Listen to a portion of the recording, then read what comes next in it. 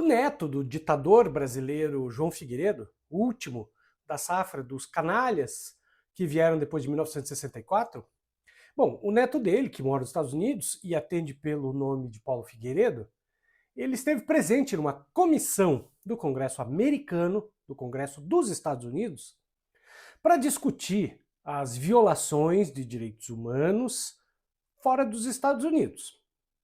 Mas eu ri muito quando eu assisti a comissão e o depoimento do Paulo Figueiredo, que foi transmitido no canal dele, e eu já gostaria de pedir para você um like e a sua inscrição no canal, caso você não seja inscrito, e o seu comentário desde já, por quê? Porque eu tive que entrar no canal do Paulo Figueiredo para acompanhar as bobagens que eles falam. Então eu acho que isso merece um like, né? A minha atuação aqui tem sido profundamente insalubre. Eu espero que vocês compreendam. Bom, ele deu o depoimento dele dizendo que ele é perseguido por um juiz, por um ditador travestido de juiz, e o deputado, o cara que era o presidente da comissão, é um deputado democrata, o McGovern.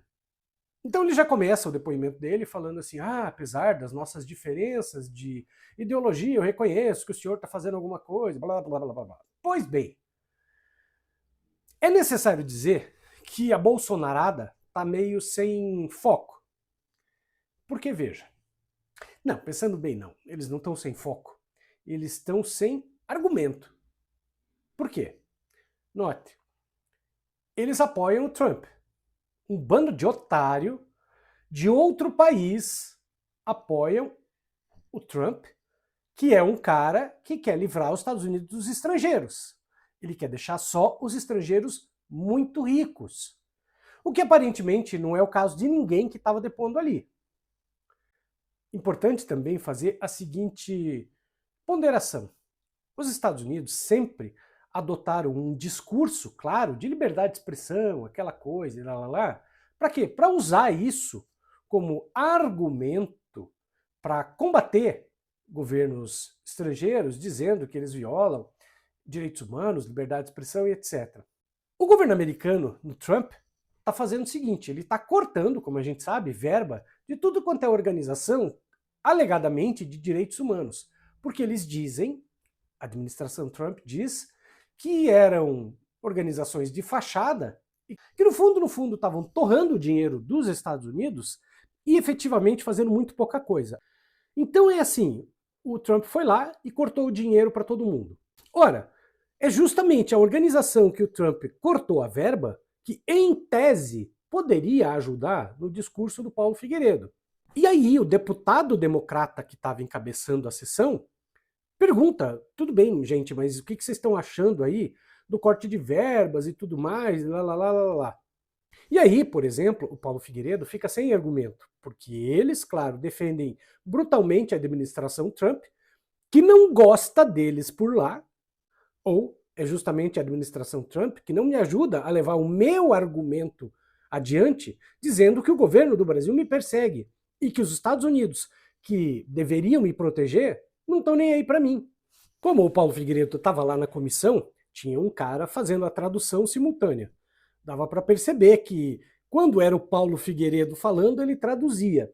Quando era o presidente da comissão falando, ele não traduzia normalmente. Por quê? Porque o cara estava falando um monte de coisa contra o argumento do Paulo Figueiredo.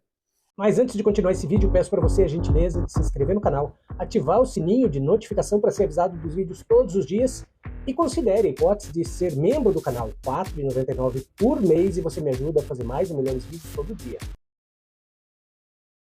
Ora, o cara ali sendo democrata estava querendo colar no Trump justamente a pecha de cara que não está nem aí para direitos humanos, porque justamente está cortando as verbas que eram utilizadas pelas ONGs, etc., para isso. E mais do que isso, o Paulo Figueiredo estava querendo que o FBI entrasse de maneira mais forte nessa história. Mas o tal deputado na comissão não acha que isso deva ser papel do FBI. Então, depois do fim dos depoimentos, o rapaz que estava fazendo a tradução simultânea ficou fazendo alguns comentários. Que há de ser dito o que o Paulo já falou.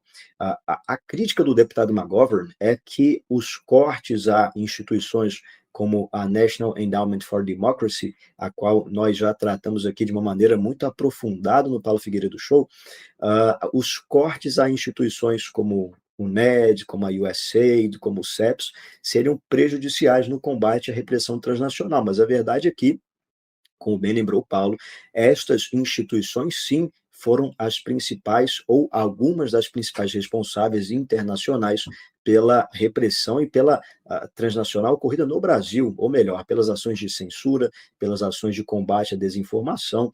E quando a gente traça aí todo o histórico desde a eleição de 2022, realmente parece que é fato aquilo que o Paulo disse, de que o lado conservador foi muito mais atingido por essas ações do que o lado da esquerda. Porque no caso do Paulo Figueiredo, fica um discurso capenga, porque ele apoia o governo Trump e diz que é um governo que prega a liberdade.